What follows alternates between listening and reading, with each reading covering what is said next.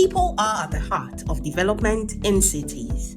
But as cities grow, the need for sustainable development becomes critical. To tackle climate change and protect our ecosystems, we must rethink how we build and manage our cities. Achieving this in an equitable way requires a shift in how we plan and make decisions. That's where the human rights-based approach, or HRBA, comes in. This approach integrates human rights into every aspect of urban development, ensuring decisions protect the rights of all people, especially the most vulnerable and marginalized. But how can human rights be woven into urban planning and nature-based solutions across African cities in a way that resonates with local communities?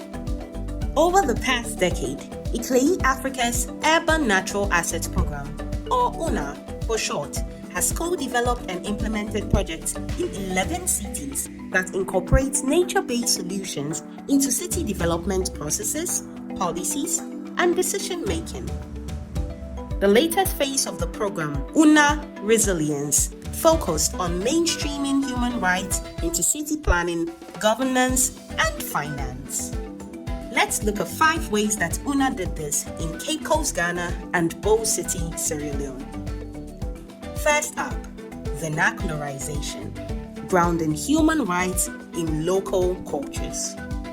Local stories and folklore were used to show that human rights are not foreign concepts. They are rooted in African traditions.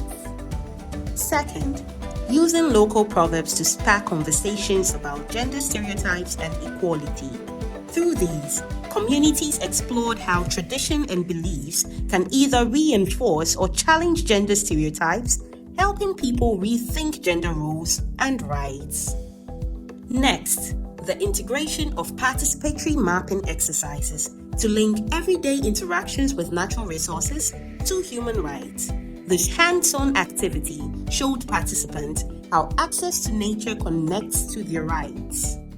Fourth, prioritizing diverse voices by bringing traditional leaders, women, youth, and practitioners into the room with local government.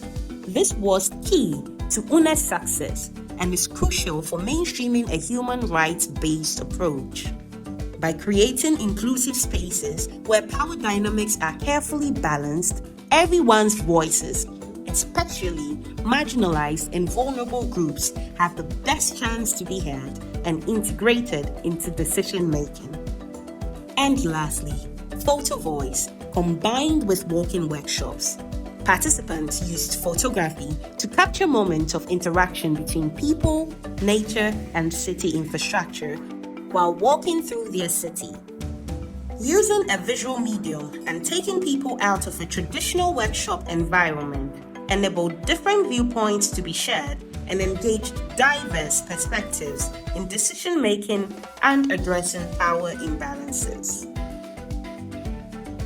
By relating global human rights principles to African histories and context, UNA Resilience has helped communities connect their human rights to everyday urban life.